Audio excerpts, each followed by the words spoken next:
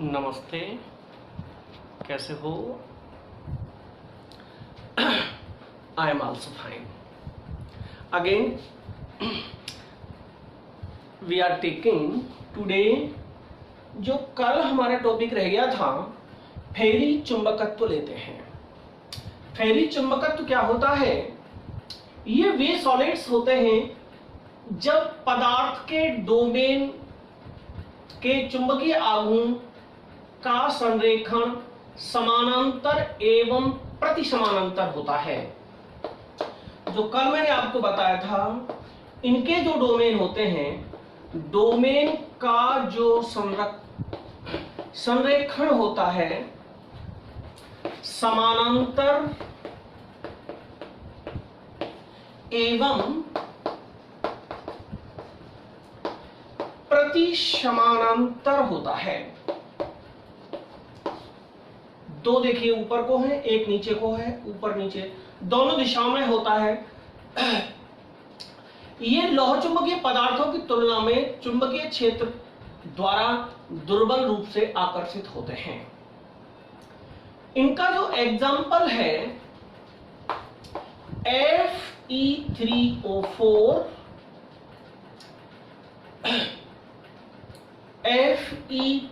Fe2O4।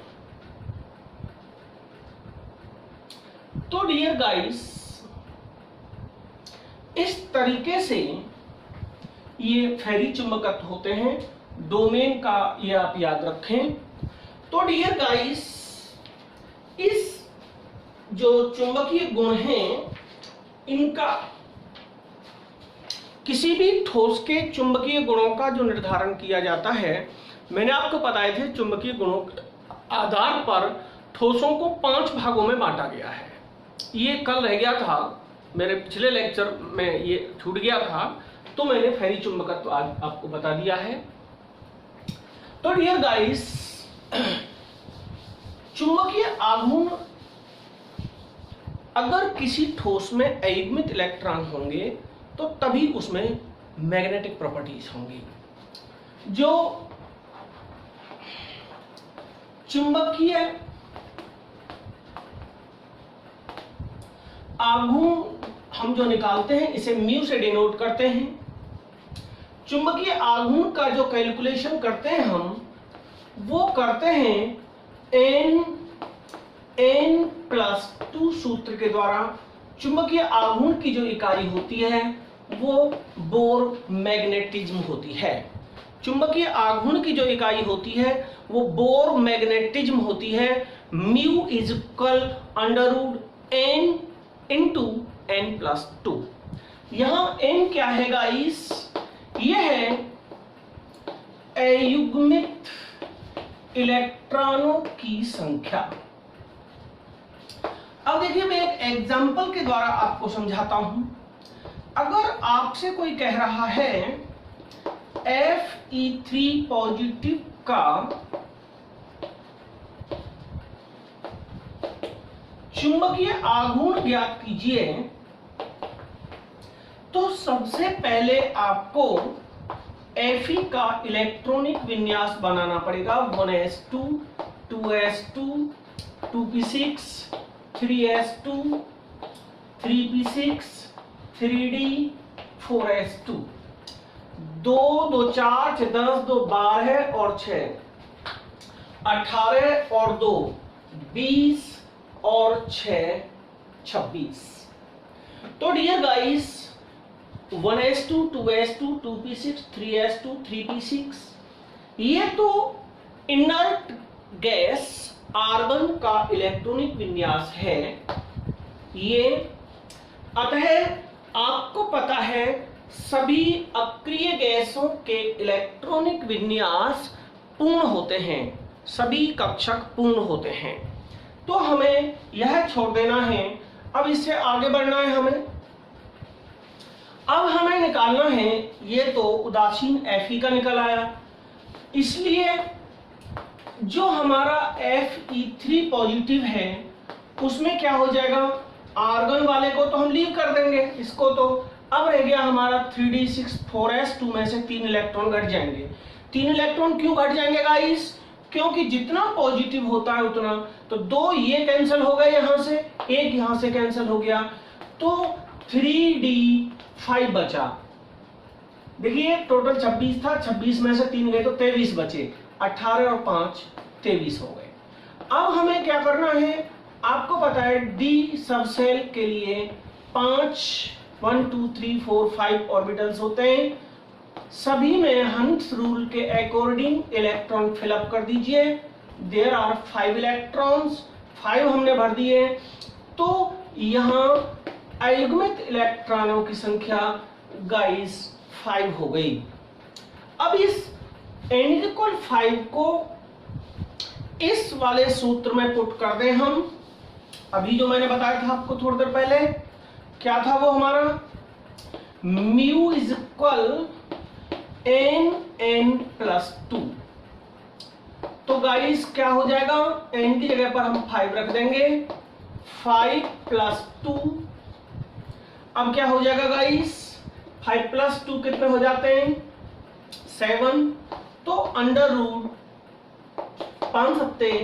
35 आ गया, इसकी वैल्यू निकाल देंगे √35 की, तो it is the answer of Fe3 positive का चुंबकीय आघूर्ण। इस तरीके से गाइस चुंबकीय आघूर्ण ज्ञात कर लिया जाता है। अब डियर गाइस ये आपकी समझ में आ गया होगा, मैं नेक्स्ट टॉपिक लेता हूं। डियर गाइस जनरली टीचर्स क्या करते हैं कि चैप्टर को पढ़ा दिया, थ्योरी को पढ़ा दिया और उनका चैप्टर कंप्लीट हो गया। डियर गाइस आज हम अपनी ऑनलाइन क्लासेस में हम इस चैप्टर के न्यूमेरिकल्स को लेंगे, इस चैप्टर के न्यूमेरिकल्स को लेंगे जो जनरली गत वर्ष की एग्जाम में पूछे जाते रहे हैं। तो आज हम इस चैप्टर के सॉलिड स्टेट के इंपॉर्टेंट क्वेश्चंस लेंगे, इंपॉर्टेंट क्वेश्चंस लेंगे जो जनरली एग्जाम्स में पूछे गए हैं। तो डियर गाइस मेरा सबसे पहला क्वेश्चन है, तो गाइस सबसे पहला हमने क्वेश्चन लिया है,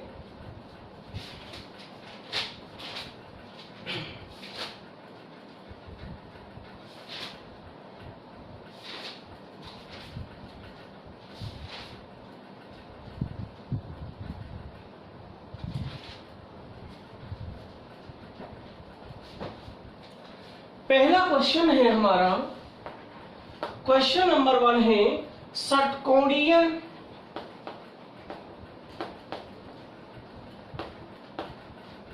और एक नताक्ष षटकोणीय एवं एक नताक्ष एकक कोष्ठिका में अंतर, वेरी इंपॉर्टेंट, कई बार पूछा गया है। देखिए अभी जो मैंने आपको पढ़ाया था पहले लेक्चर में, चतुष्फल की रिक्ति और अष्टफल की रिक्ति में भी अंतर पूछ लेता है, वो भी आप अपने बुक से कर लें। यह है षटकोणीय और एक नताक्ष में अंतर। गाइस हमने इस तरीके से 3 पार्ट्स बना लिए, पहले पार्ट में गुण, दूसरे में षटकोणीय और इसमें एक नताक्ष। गुण नंबर 1 अक्षीय दूरियां, अक्षीय दूरियां आपको बताया था मैंने, इसकी जो विमा होती है ABC होती है, षटकोणीय में A = B but not equal to C होती है, इसमें A और B तथा C कोई भी बराबर नहीं होती। अक्षीय कोण अक्षीय कोण में याद रखना है आपको, अल्फा और बीटा बराबर होते हैं, जो दोनों के दोनों 90 डिग्री के बराबर होते हैं। जो गामा होता है वो 120 डिग्री होता है। इसमें अल्फा बराबर गामा बराबर दोनों 90 डिग्री होते हैं, बट जो बीटा होता है वो 90 डिग्री के इक्वल नहीं होता। जो बीटा होता है वो 90 डिग्री के इक्वल नहीं होता। नंबर 3, त्रिविम जालक। इसमें केवल एक त्रिविम जालक होता है, SUC। इसमें 2 त्रिविम जालक होते हैं, एक होता है गाइस SUC और दूसरा होता है BCC। समन्वय संख्या, कोऑर्डिनेशन समन्वय संख्या, जिसे कोऑर्डिनेशन नंबर कहते हैं, इसकी 12 होती है, इसकी 8 होती है। एकक कोष्ठिका में कणों की संख्या, इसकी एकक कोष्ठिका में कणों की संख्या इसमें होती है 6 और इसमें होती है 2। तो डियर गाइस, ये आप याद रखें, षटकोणीय और एक नताक्ष एकक कोष्ठिका में अंतर। तो ये आप दोबारा से ठीक से पढ़ लें। ये था मेरा question number 1। Just we take question number 2।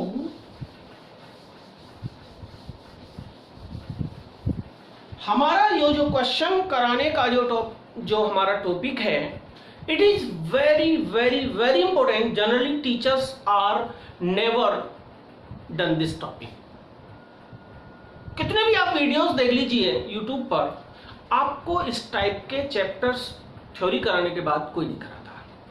तो बच्चों की मांग पर कई बच्चों के मैसेजेस आए, तो उन्होंने मुझसे कहा, तो मैंने फिर यह टॉपिक लिया। अब मैं क्वेश्चन नंबर 2 ले रहा हूं। कांच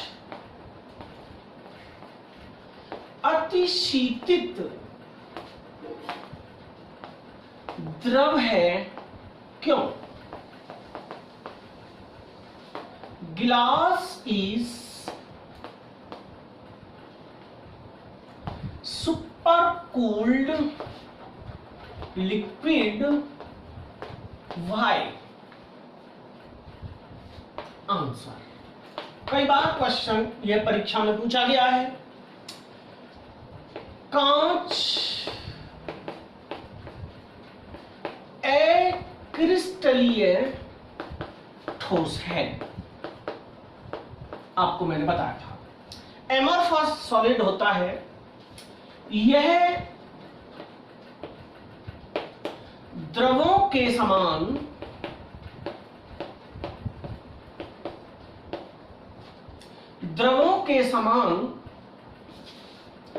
इसमें द्रवों के समान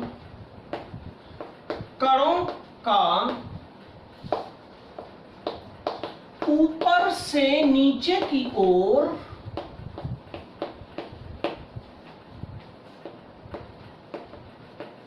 बहने का गुण होता है। आपने देखा होगा स्टूडेंट्स कि जैसे द्रव को आप किसी स्लोप से डाल दें, किसी ढलान से डाल दें, तो क्या होता है? वो ऊपर से नीचे को बहता है ना।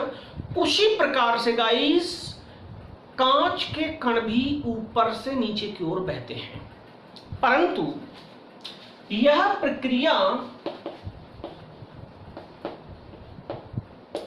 अत्यंत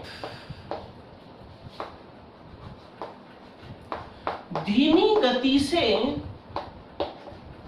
होती है। यह जो प्रक्रिया है, बहने की प्रक्रिया अत्यंत धीमी गति से होती है। यही कारण है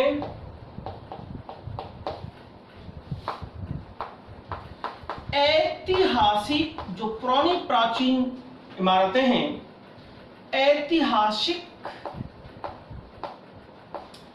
इमारतों के शीशे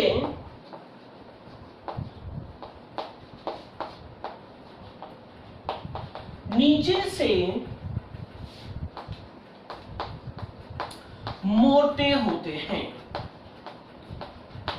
होता क्या गाइस, ऊपर से बहते बहते कण हजारों सालों में, सैकड़ों सालों में ऊपर से आकर के यहां नीचे एकत्रित होते रहते हैं। अब उनमें ऐसा तो है नहीं कि नीचे से ऊपर चले जाएं, केवल ऊपर से नीचे को बहने का गुण होता है। इसी कारण वहां नीचे आकर के एकत्रित हो जाते हैं, तो नीचे से गिलास मोटा हो जाता है, ऊपर पतला हो जाता है। तो इससे यह सिद्ध होता है कि कांच अतिशीतित का मतलब है अत्यंत धीमी गति से बहने वाले जो गुण होते हैं, अतिशीतित द्रव है।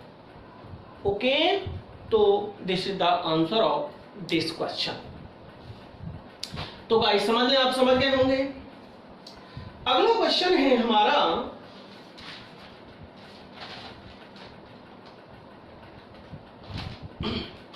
Question number 3।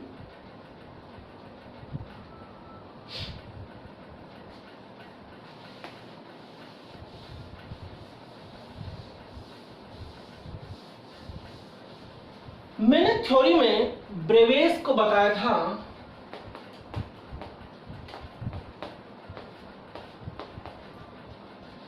फ्रांस के गणितज्ञ ने 7 क्रिस्टल समुदाय में मात्रक कोष्ठिकाओं को परस्पर मिक्सअप करके जोड़ करके 14 अन्य प्रकार के क्रिस्टल और तैयार किए।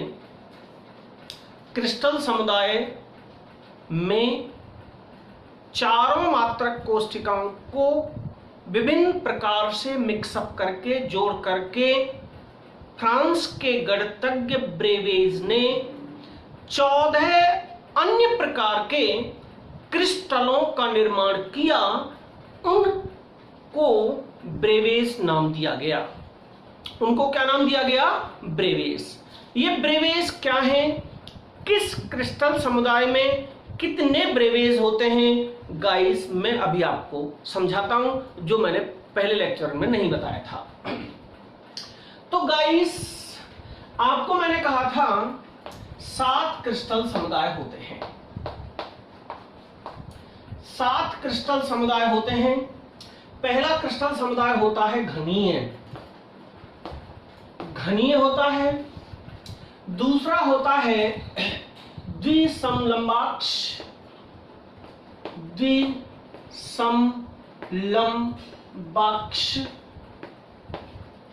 तीसरा होता है विषमलंबाक्ष। विषमलंबाक्ष। तीसरा होता है, चौथा होता है एक नताक्ष। अगला होता है षटकोणीय और त्रिसमनताक्ष। त्रिसमनताक्ष और त्रिनताक्ष। ये गाइस 7 क्रिस्टल समुदाय होते हैं। इन 7 क्रिस्टल समुदाय में ये 14 ब्रेवेज होते हैं। घनीय में 3 ब्रेवेज होते हैं। कौन कौन से? SUC, BCC, FCC। अगले में गाइस 2 होते हैं, इसमें केवल 2 होते हैं, SUC एंड BCC। अगले में 4 होते हैं, विषम लंबाक्ष में 4 होते हैं, चारों SUC, BCC, FCC and ECC, ये चारों होते हैं। इसमें 2 होते हैं, इसमें केवल 2 होते हैं, SUC और ECC। और इन सभी में एक होता है और वो होता है केवल SUC। इनको आप टोटल कर लें, 3 2 5 और 4 9 और 2 11 12 13 14, इनका जो नंबर टोटल होता है वो 14 होता है। तो क्या बात निकल के आई, टोटल ब्रेवेज कितने हो गए, 14 ब्रेवेज इस प्रकार से होते हैं। आपसे पूछेगा ब्रेवेज क्या होते हैं, तो आप कहेंगे 7 क्रिस्टल समुदाय में फ्रांस के गणितज्ञ ब्रेवेज ने सभी मात्रक कोष्टिकाओं को अलग अलग संख्या में मिश्रित करके 14 नए प्रकार के क्रिस्टल तैयार किए जिन्हें ब्रेवेज कहा जाता है, और उनकी संख्या इस प्रकार होती है, टोटल संख्या होती है 14। तो डियर गाइस, इट वाज ब्रेवेज। नेक्स्ट,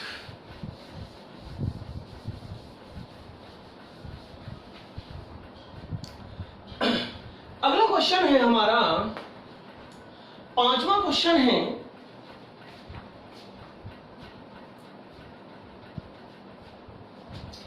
ये क्वेश्चन कई बार एग्जाम में पूछा गया है।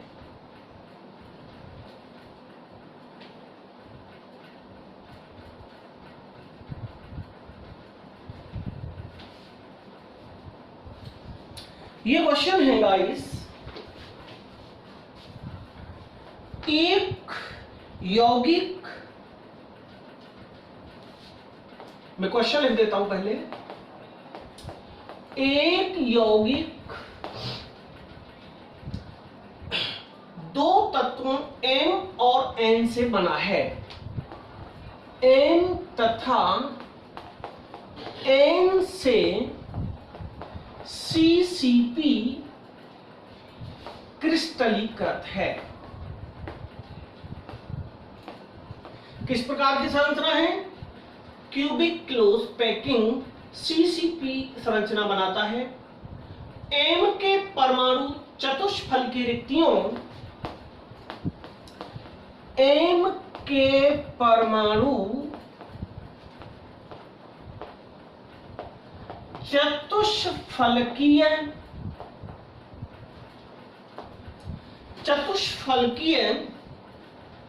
रिक्तियों के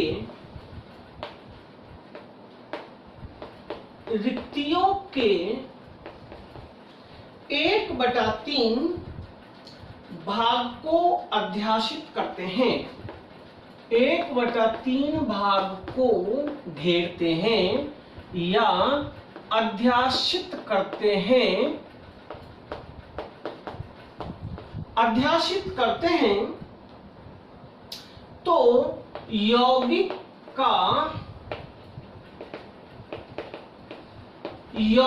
का सूत्र क्या होगा, यौगिक का सूत्र क्या होगा। तो डियर गाइस, एक यौगिक M और N से CCP संरचना बनाता है। M के परमाणु जो हैं वो चतुष्फल की जो टोटल रिक्तियां है ना, उसके 1/3 भाग को अध्याशित करती हैं और रिक्तियों के 1/3 भाग को कवर कर लेती हैं।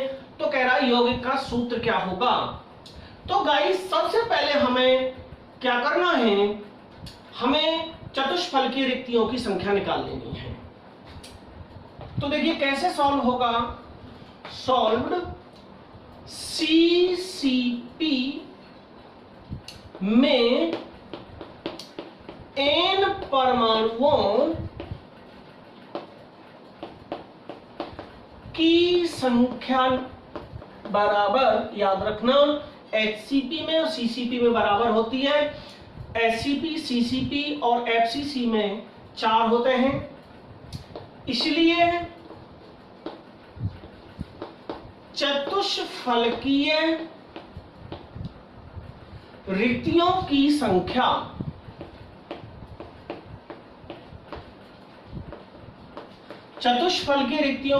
होती है, आपको पता है 2n, ये सूत्र होता मैंने आपको कहा था। तो 2n होती है, तो 2 में 4 का गुणा कर देंगे तो हमारा आ गया 8। आगे चलता हूं, M परमाणुओं की संख्या निकालूंगा मैं, तथा M परमाणुओं संख्या बराबर 1/3 गुणा, ये होती है सूत्र चतुष्फलकीय रिक्तियों की संख्या। तो क्या हो जाएगा डियर गाइस, इस 1/3 में इस 8 का मल्टीप्लाई हो जाएगा, तो ये कितना आ जाएगा 8/3। ठीक है, ये तुम्हारा 8/3 आ गया। अतः यौगिक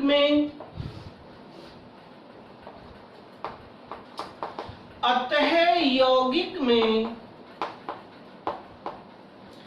m और n का अनुपात क्या होगा, m/n बराबर हो गया 8/3। ये m आ गया हमारा, और n हमारा कितना आया था उधर 4 था, ये रहा 8/4 हो गया। तो 8/4 को हम क्या लिख सकते हैं, या 2/3 m/n3 हमारा आंसर आ गया। ये हमारा गाइस आंसर है। आप इसे 8/3/4 को हल कर लीजिए, 2/3 आ जाएगा। m की संख्या 2 हो गई, n की संख्या 3 हो गई। This is answer. अगला एग्जांपल है हमारा क्वेश्चन नंबर 6। आप इसे देख लें, समझ में ना आए तो मुझे कमेंट के द्वारा पूछ लें। तो डियर गाइस, मैं नेक्स्ट क्वेश्चन लेता हूं। बहुत ही इंपॉर्टेंट क्वेश्चन है, ये आपने देख लिया होगा, समझ लिया होगा। अब मैं नेक्स्ट क्वेश्चन लेता हूं।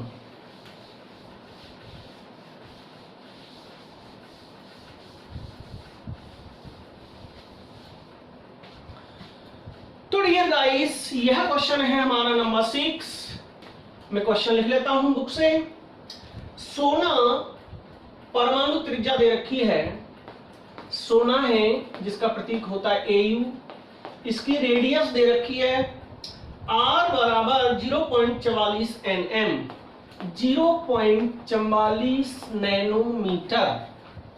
सोना 0.44 nm FCC संरचना बनाता है। कैसी संरचना होती है सोने की, FCC संरचना बनाता है। FCC संरचना बनाता है। इसकी कोष्ठका के कोर की लंबाई याद करो। इसकी कोष्ठिका की कोर की लंबाई होती है A, ज्ञात करनी है। ये आप क्वेश्चन लिख लीजिए। ये हमारा क्वेश्चन है, इसमें हमें सोने की कोर की लंबाई लिखनी है, कोर की लंबाई ज्ञात करनी है। तो गाइस इस तरीके से इस क्वेश्चन को करेंगे सॉल्व। FCC जो होती है, इसका सूत्र आप याद रखेंगे। FCC एकक जो कोष्ठिका होती है, एकक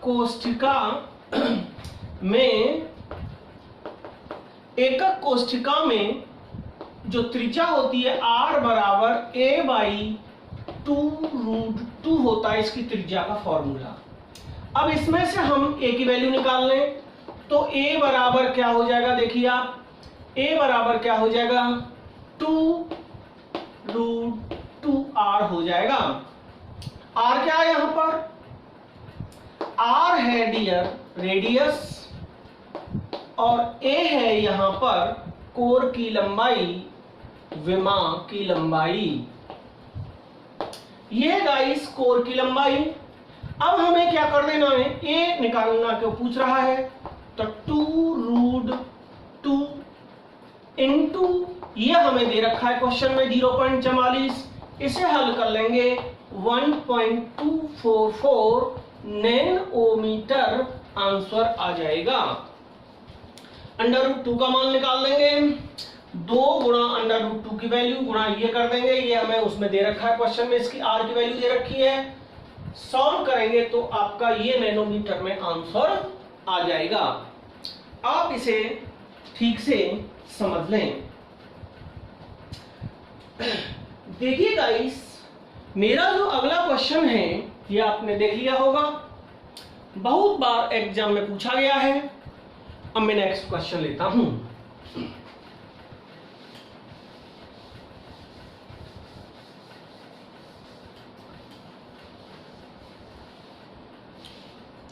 अगला क्वेश्चन है हमारा गाइस, क्वेश्चन नंबर 7। विश्लेषण द्वारा ज्ञात हुआ कि विश्लेषण द्वारा ज्ञात हुआ कि निकिल ऑक्साइड का सूत्र, निकिल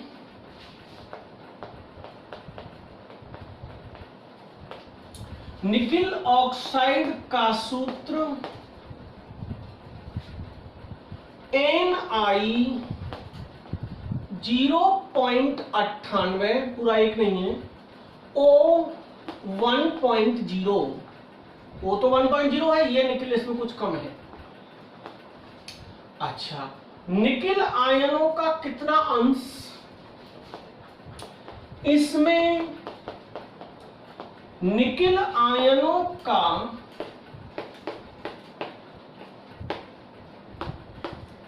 कितना अंश Ni2 पॉजिटिव व कितना अंश Ni3 पॉजिटिव का है। ये गाइस क्वेश्चन है, बहुत ही इंपॉर्टेंट क्वेश्चन है, तो आप इस क्वेश्चन को समझ लें। विश्लेषण द्वारा ज्ञात हुआ कि निकिल ऑक्साइड का सूत्र Ni 0.98, O 1.00 है।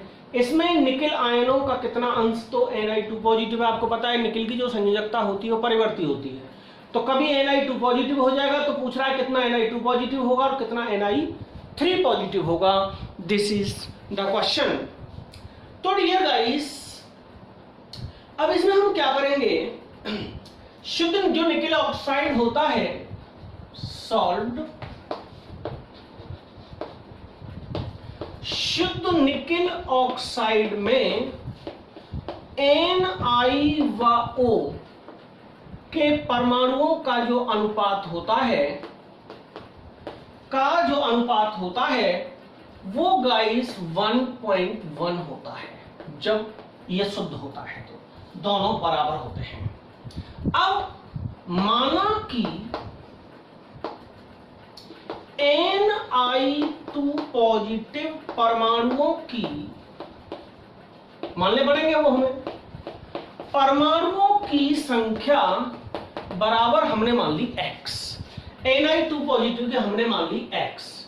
इसलिए अब इसमें 2 मिले थे और एक हो गया हमारा x, तो दूसरा कितना बचा, इसलिए शेष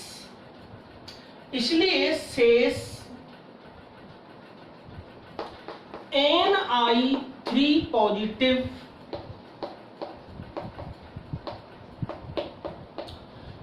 परमाणुओं की संख्या बराबर कितनी हो गई, 0.98 माइनस x हो गई कि नहीं हो गई। भाई मैं ये कह रहा था कि टोटल निकिल है 0.98, इस 0.98 में निकिल 2 पॉजिटिव है x, तो दूसरा कितना बचा, उसमें से हमने लेस कर दिया। आ गया यहां तक बात समझ में। हमको पता है कि अभी मैंने कहा था कि दोनों का जो रेशियो होता है, यहां कहा था मैंने थोड़ी देर पहले, इनका जो अनुपात होता है वो बराबर होता है। कहा था नहीं कहा था? तो दोनों की संयोजकता भी बराबर होगी। निकिल परमाणुओं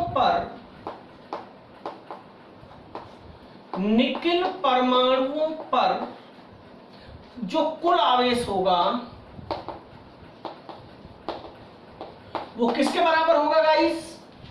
वो बराबर होगा ऑक्सीजन पर कुल आवेश के बराबर, क्योंकि उदासीन होते हैं। होगा कि नहीं होगा? तो डियर गाइस, अब मैं कर रहा हूं, इस निकिल में कुछ तो 2 संयोजकता वाले हैं और कुछ 3 संयोजकता वाले हैं। तो क्या लिख सकता हूं मैं? 2 गुणा 0.98 माइनस x प्लस 3x, उसकी संयोजकता 3 है, कुछ की संयोजकता 2 है, कुछ की संयोजकता 3 है। संयोजकता का क्रॉस मल्टीप्लिकेशन हो जाता है, पता है आपको, बराबर किसके बराबर है? ये 2 के बराबर। देखिए मैंने क्या कहा है, एक निकिल था हमारा, जो निकिल 3 पॉजिटिव था, वो कितना था? तो डियर गाइस, मैंने कहा था निकिल, ये हमारे थे निकिल 3 पॉजिटिव। माना कि निकिल 3 पॉजिटिव परमाणुओं की संख्या बराबर है x, तो इसलिए निकिल 2 पॉजिटिव परमाणुओं की संख्या कितनी हो जाएगी हमारी? इतनी हो जाएगी। तो निकिल 2 पॉजिटिव वाले इतने थे, निकिल 2 पॉजिटिव वाले इतने थे, तो 2 का गुणा कर दिया, प्लस 3 वाले परमाणु थे x, तो ये किसकी संयोजकता है? 2 के बराबर। मैं फिर कह रहा हूं, ये हमारा था 0.98 माइनस x, यह था हमारा निकिल 3 पॉजिटिव, ये तो 3 का गुणा हो गया। ये था हमारा निकिल 2 पॉजिटिव, 2 का गुणा हो गया। इन दोनों का योग किसके बराबर है? ऑक्सीजन के। अब फिर मैं आगे चल रहा हूं गाइस, यहां तक समझ में आ गया होगा।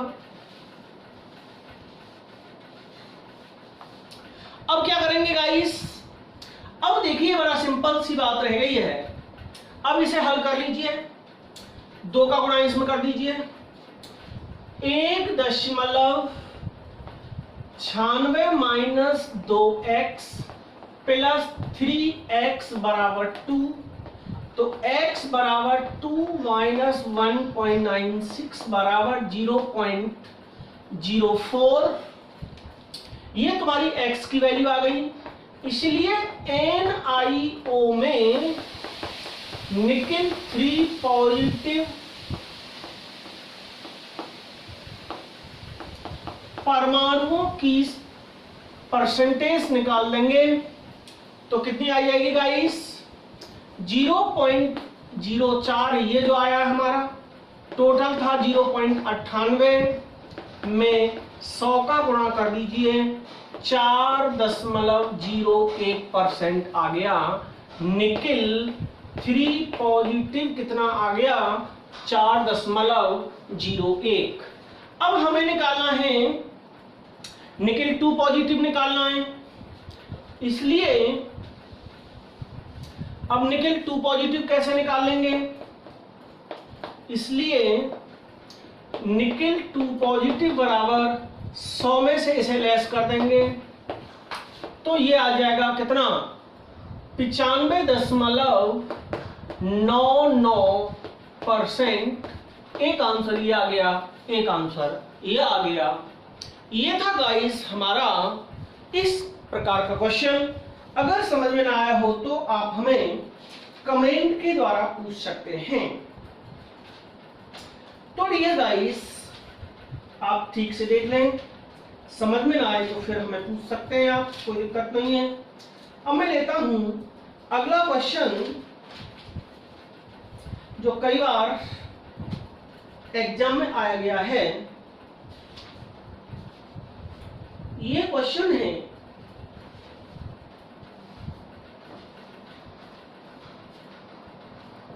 हो गया होगा ये। नेक्स्ट क्वेश्चन में लेता हूं,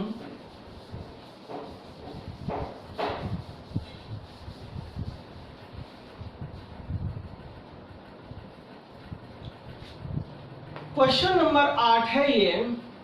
यदि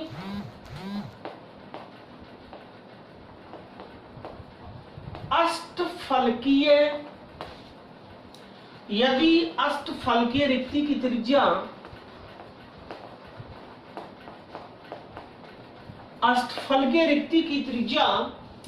r तथा आर हो तथा निबिड़ संकुलन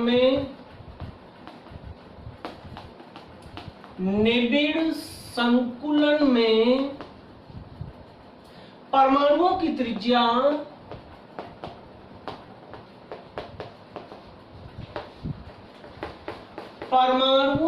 त्रिज्या कैपिटल आर हो तो आर एवं कैपिटल आर में क्या संबंध होगा। इस क्वेश्चन को आप बहुत इंपॉर्टेंट क्वेश्चन समझें, यह हर एक आपको समझा नहीं सकता। तो डियर गाइस, आपको मैं यहां एक चित्र द्वारा समझाता हूं। अष्टफल की रिक्ति की त्रिज्या के लिए क्या होता है आपको मैं पहले बता चुका हूं। ये हमने चार हमारे पास गोले हैं, ये चित्र बनाए हैं चार गोलों की सहायता से,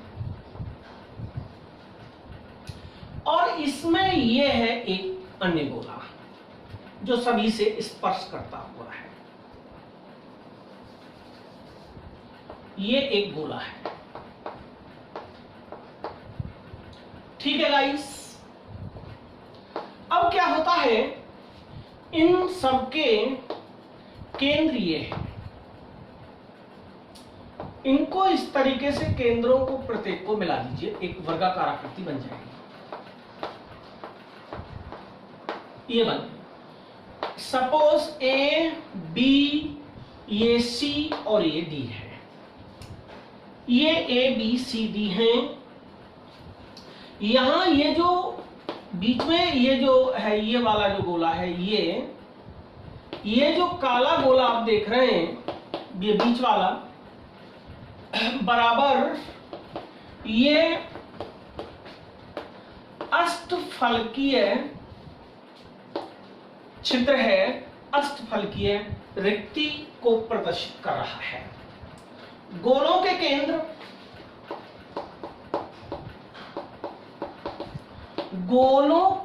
केंद्र क्या कर रहे हैं,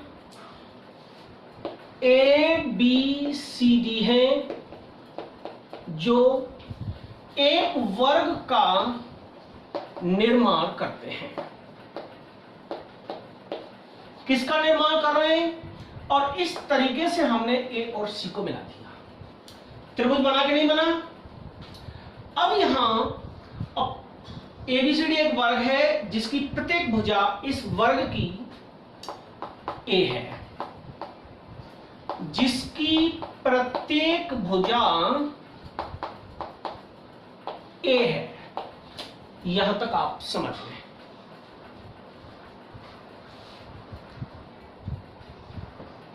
यह है गाइस, प्रत्येक भुजा ये है। अब हमें क्या करना है, अब आगे चलते हैं हम।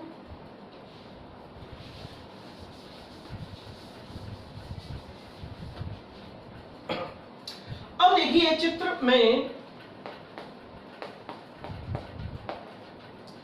ए सी बराबर क्या हो जाएगा, पाइथागोरस प्रमेय से A B square plus B C square, और इनका मान कितना दे रखा था, ए दे रखा था। ए स्क्वायर बराबर ये हो जाएगा कि नहीं हो जाएगा। चूंकि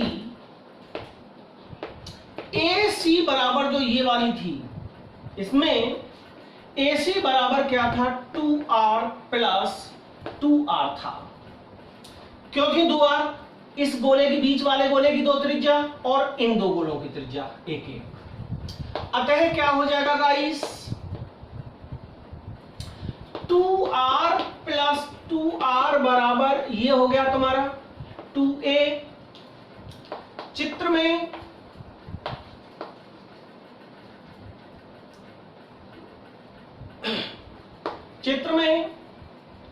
ए बी बराबर क्या है, 2r है, इसलिए a बराबर तुम्हारा 2r हो गया।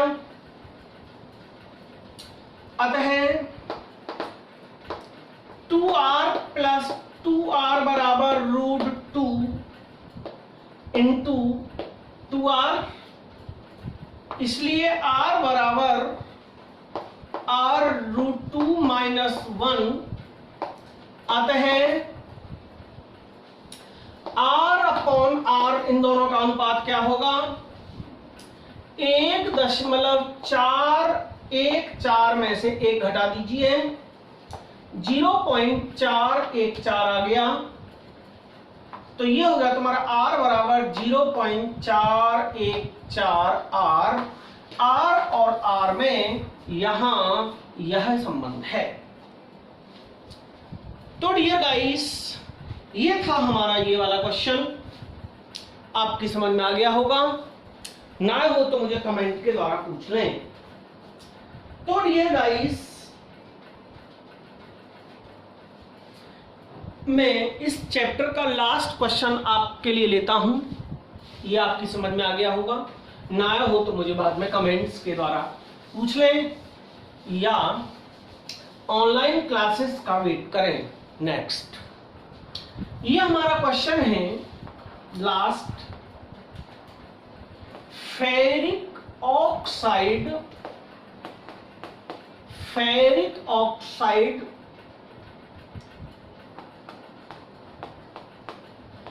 ऑक्साइड आयन के षटकोणीय निबिड़ संकुलन में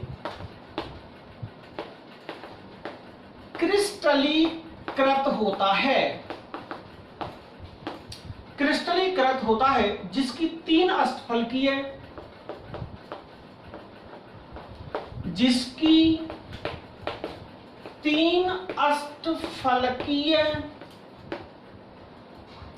रिक्तियों में से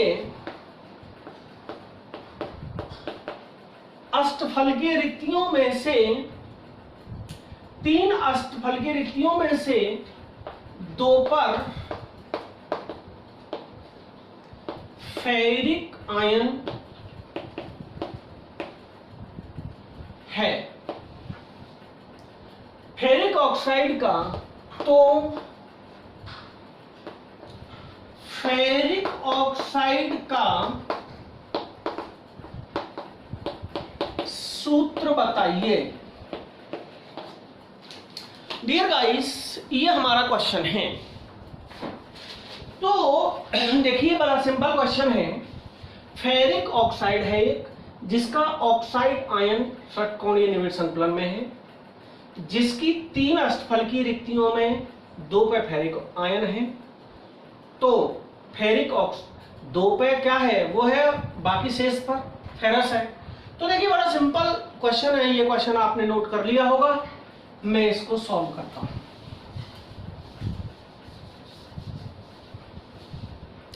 तो डियर गाइस, सॉल्व।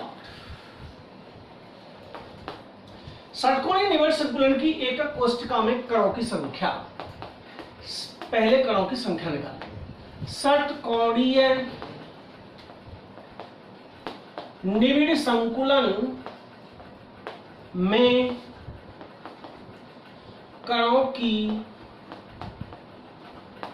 जो हमें निकालना है संख्या, इसके लिए गाइस आपको ध्यान रखना है, इस तरीके से निकालते हैं। इसमें 1/6 गुणा 12 है, प्लस 1/2 गुणा 2 प्लस 3, इसे आप हल कर लीजिए, 6 आ जाएगा। अतः ऑक्साइड में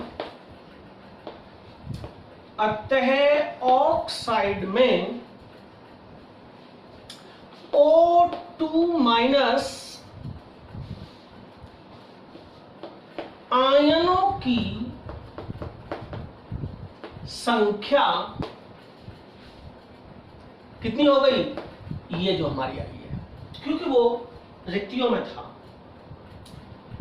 हो गई ना। अतः अष्टफलकीय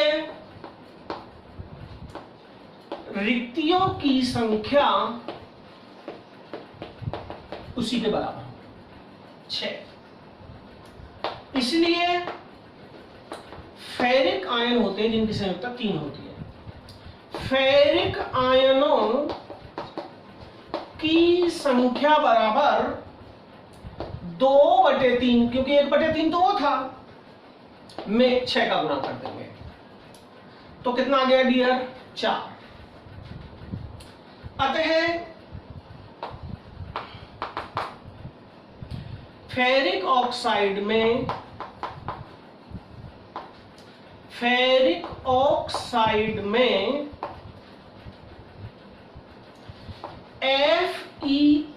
पॉजिटिव अनुपात O2 नेगेटिव बराबर क्या हो गया तुम्हारा? बोलिए। पहले 4 आया था, उससे पहले 6 आया था। अतः फेरिक ऑक्साइड का सूत्र क्या हो गया? 4/6 को क्या लिख सकते हैं हम? Fe2O3। आधा कर दिया ना इनका जस्ट, ये आपका आंसर आ गया Fe2O3। तो डियर गाइस, इस प्रकार से ये लास्ट हमारा क्वेश्चन था। इस चैप्टर में घनत्व, एकक कोष्ठका के घनत्व निकालने के भी न्यूमेरिकल्स हैं, जो मैं पहले ही एग्जांपल्स में दूसरे या तीसरे जहां मैंने एकक कोष्ठका पढ़ाई थी वहीं पीछे ही इसका मैंने सॉल्यूशन दिया था आपको पीछे ही। बाकी जो शेष न्यूमेरिकल्स थे, जो इंपॉर्टेंट न्यूमेरिकल्स हैं, जो कक्षा में, जो एग्जाम में पूछे जाते हैं 12th में, तो वो ये क्वेश्चंस थे। मैंने ये हमारा जो सॉलिड स्टेट चैप्टर है वो कंप्लीट कर दिया है। अब मैं एक चैप्टर, ये मैंने फिजिकल का लिया, अब मेरा एक चैप्टर होगा ऑर्गेनिक केमिस्ट्री का। ऐसे ही एक फिजिकल एक ऑर्गेनिक लेते हुए ये हमने फर्स्ट बुक का एक चैप्टर किया, एक चैप्टर लेंगे हम अब 12th का सेकंड बुक से यूपी बोर्ड के लिए, और राजस्थान बोर्ड के लिए वो होगा chapter number 10th। Dear guys, आज का हमारा यह लेक्चर कैसा लगा? अच्छा लगा हो तो शेयर जरूर करें, कमेंट्स करके बताएं क्या कमियां हैं, और अगर चैनल सब्सक्राइब ना किया हो तो उसे सब्सक्राइब कर लें, जिससे कि आपको अपडेट्स मिलती रहें। थैंक्स गाइस, फिर मुलाकात होगी हमारी नेक्स्ट वीडियो में। जब तक के लिए गुड बाय।